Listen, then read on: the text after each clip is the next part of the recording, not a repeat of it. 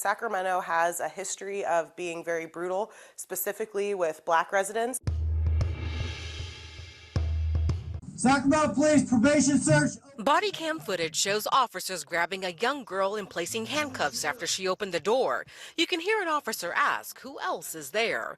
The 10-year-old in tears. The video hard to watch for many. I wish I could say shock. Unfortunately, Sacramento has a history of being very brutal, specifically with Black residents. The Sacramento Office of Public Safety released a scathing audit. 100+ complaints filed against Sacramento officers over a 2-year span.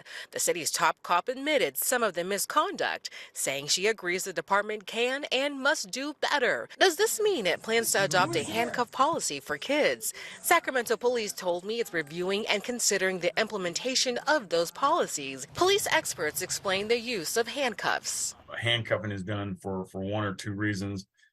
For the safety of the officer, the safety of other citizens, and the safety of the person that may be taken into custody. The report shows officers violated people's constitutional rights in more than a third of those cases.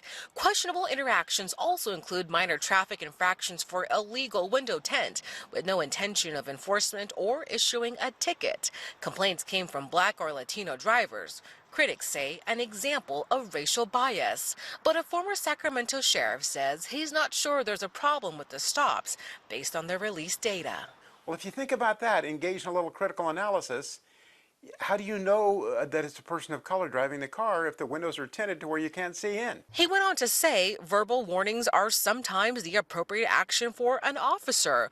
With mistrust elevated between police and communities of color, what would it take to build trust? And that really is to enforce that the police department actually follows the policies that the community needs.